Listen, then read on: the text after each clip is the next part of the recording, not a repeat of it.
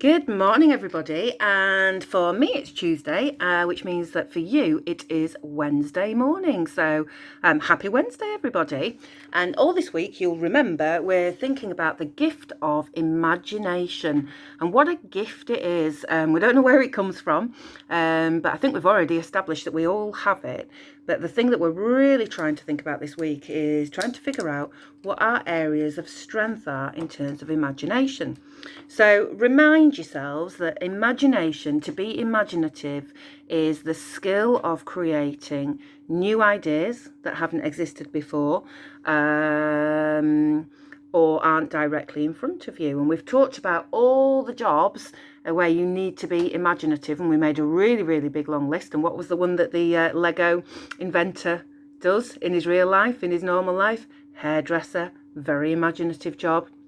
And I was thinking that actually most jobs need an element of imagination. It's a really important skill to have. Even for me, you might think that being a head teacher isn't a particularly a job that requires imagination, but it is, because one part of my job is to imagine the next steps for the school, to imagine how I want our school to be able to see something that maybe isn't there at the moment and make some plans about how to actually get there. So most businesses, most organisations do need people who are at least a little bit imaginative. So me, so far, I have told you I am not imaginative when it comes to 3D work or building work. I've told you that I'm an instruction follower, not a creator. George, on the way into school today, told me that he was a creator. So George, in year 3, is definitely a creator, not an instruction follower. Mrs. Jennings is in the office with me this morning. Let's find out, Mrs. Jennings, if you were given a box of Lego, would you create something from your imagination, or would you prefer it to come with an instruction book? Definitely prefer an instruction book. Snap! Yeah. There we are. So Mrs. Jennings is an instruction follower when it comes to 3D work, but lots of you are actually creators. You're really imaginative like that. And then we went through my artwork, didn't we, yesterday? And I showed you that whilst I do have some good skills in art, I'm not particularly artistically imaginative. I like to draw something that I can see or copy something. So today I'm going to tell you what I am imaginative with, because it took me quite a while to realise the things that I wasn't particularly imaginative with. And for me, it's all about words. My gift, my skill is I can write stories, I can write poems. I can imagine new worlds and new characters in stories and storybooks, and that's part of the reason why I love reading so much, because I can really imagine the worlds that these authors create. It's one of the most creative jobs in the world, isn't it? To be an author and imagine a whole new world and a whole new cast of characters for a story. And every storybook that's ever been written has been written by somebody who had the gift of being able to imagine a different place, a different world, and different characters. Isn't that amazing that some people can do that?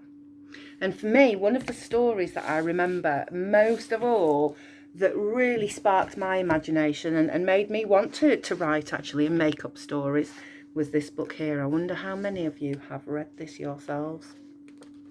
There's the cover. And it's by a very imaginative person called C.S. Lewis, and the book is called The Lion, the Witch and the Wardrobe. And this was one of the first books that I can remember lying in my bed. I don't know what year I was in, possibly about year 3, something like that, and reading this from cover to cover and being so enchanted by the world that C.S. Lewis created. It really got my imagination going. I'm going to share a chapter with you. Have you read this, Mrs. Jennings? I have. Were you a child when you read it? Yeah. I was. Do you remember being inspired by it? It's a really special book. So in this storybook, what happens is there's a whole new world on the other side of a wardrobe, and there's some brothers and sisters who go to a big house, and the first person to discover this world is called Lucy, and she goes through the wardrobe and finds herself in a winter wonderland, really, but it's quite a dangerous place as well. And no one believes her, of course, because they just think she's using her imagination too much. And that really upsets Lucy because she knows that she's been there. Anyway, the part of the story I'm going to read is when her younger, is he younger? No, he's older. Her older brother Edmund follows Lucy through the wardrobe and actually finds the land of Narnia. And the way that this is written, hopefully, will inspire your imaginations too. So have a listen. He opened the door. There were the coats hanging up as usual, and a smell of mothballs and darkness and silence, and no sign of Lucy. She thinks I'm Susan come to catch her, said Edmund to himself, and so she's keeping very quiet at the back. He jumped in and shut the door, forgetting what a very foolish thing this is to do. Then he began feeling about for Lucy in the dark. He had expected to find her in a few seconds and was very surprised when he did not. He decided to open the door again and let in some light, but he couldn't find the door either. He didn't like this at all and began groping wildly in every direction. He even shouted out, "Lucy! Lou, where are you? I know you're here." There was no answer, and Edmund noticed that his own voice had a curious sound, not the sound you would expect in a cupboard, but a kind of open-air sound. He also noticed that he was unexpectedly cold, and then he saw a light. "Oh, thank goodness," said Edmund. "The door must have swung open of its own accord." He forgot all about Lucy and went towards the light, which he thought was the open door of the wardrobe. But instead of finding himself stepping out into the spare room, he found himself stepping out from the shadow of some thick, dark fir trees into an open place in the middle of a wood. There was crisp, dry snow under his feet, and more snow lying on the branches of the trees. Overhead there was a pale blue sky, the sort of sky one sees on a fine winter day in the morning. Straight ahead of him he saw between the tree trunks the sun just rising, very red and clear. Everything was perfectly still, as if he were the only living creature in that country. There was not even a robin or a squirrel among the trees, and the wood stretched as far as he could see in every direction. He shivered. He now remembered that he had been looking for Lucy, and how unpleasant he had been to her about her imaginary country, which now turned out not to have been imaginary at all. He thought that she must be somewhere quite close, and so he shouted, "Lucy! Lucy! I'm here too, it's Edmund." There was no answer.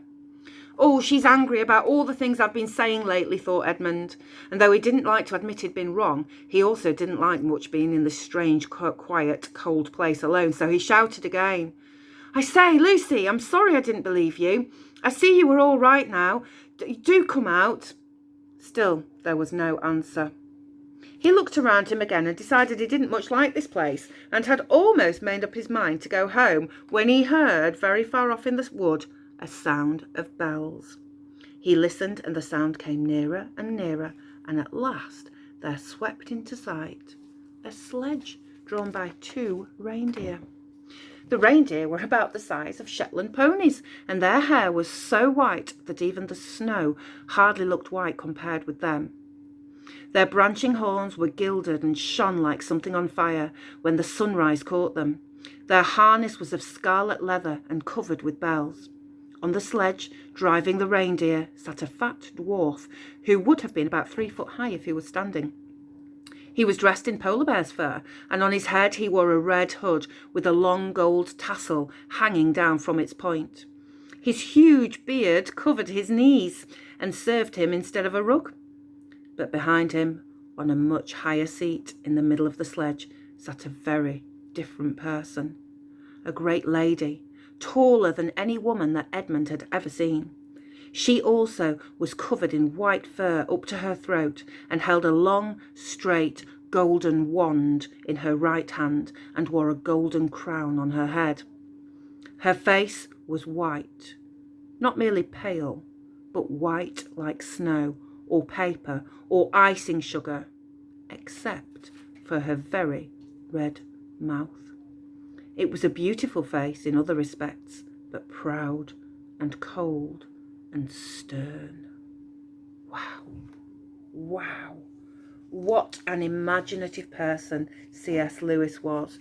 He gives us, in his books, the gifts of new worlds, new adventures and new characters. And so many authors and so many of your favourite authors, people who write books, do that. What an imaginative gift that is. And I've just got a little bit of it. Because like I say, I can write stories and I can write poems and I do love doing that kind of thing.